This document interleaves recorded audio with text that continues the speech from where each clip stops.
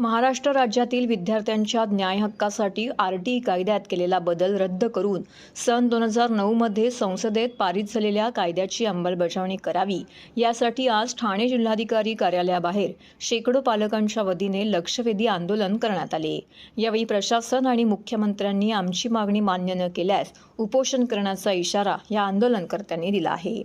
4 August 2009 मध्ये संसदेत पारित झालेल्या आरटीई कायद्याची अंमलबजावणी करून खासगी इंग्रजी शाळेत 25% गरीब, वंचित, अपंग, दुर्लभ घटकातील विद्यार्थ्यांना मोफत शिक्षणाचा अधिकार द्यावा। पंजाब कर्नाटक राज्याच्या धर्तीवरती महाराष्ट्र सरकारने आरटीईमध्ये केलेला बदल रद्द करावा।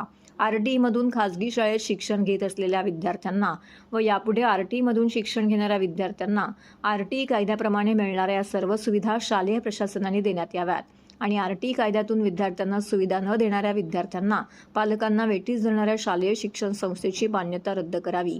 या मागण्यांसाठी आज धडाकेबाज युवा प्रतिष्ठानच्या माध्यमातून मुख्यमंत्री एकनाथ शिंदे आणि ठाणे जिल्हाधिकाऱ्यांना 16 फेब्रुवारी रोजी निवेदन देऊन दखल न घेतल्याने आज शेकडो पालकांसह ठाणे जिल्हाधिकारी कार्यालयाबाहेर लक्षवेधी आंदोलन करण्यात आलं।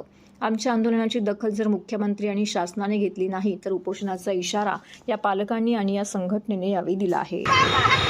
नाही कोणाच्या बापाचं शिक्षण आमच्या हक्काचं आरटीईमधून शिक्षण मिळालंच पाहिजे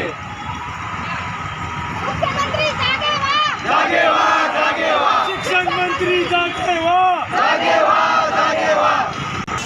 मी जो 9 फेब्रुवारीला जो महाराष्ट्र सरकारने जो पंजाब आणि कर्नाटकच्या धर्तीवर जो आरटीईमध्ये जो बदल केला तो बदल त्यांनी रद्द करावा आणि 2009 संसदेमध्ये पारित झालेला जो कायदा आहे राईट टू एज्युकेशन कायद्याच्या प्रमाणे गरिबांच्या मुलांना खाजगी शाळांमध्ये शिक्षण मिळायला हवं, त्याच कायद्याची अंमलबजावणी त्यांनी करावी।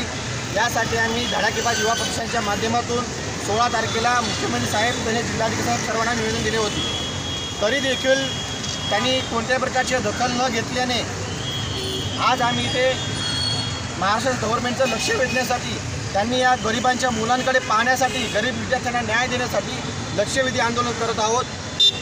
माझी मुख्यमंत्री तसेच शिक्षण मंत्री साहेबांना विनंती आहे की त्यांनी जो 2009चा आरटीईचा जो कायदा आहे जो संसदेमध्ये पारित झालेला आहे त्याच कायद्याची अंमलबजावणी या महाराष्ट्रामध्ये करावी आणि गोरगरिबांच्या मुलांना खाजगी शाळांमध्ये जे प्रदेश 25% आरक्षण होतं शिक्षणाचं ते त्यांनी तसंच चालू ठेवावं ही मी त्यांना विनंती करतो।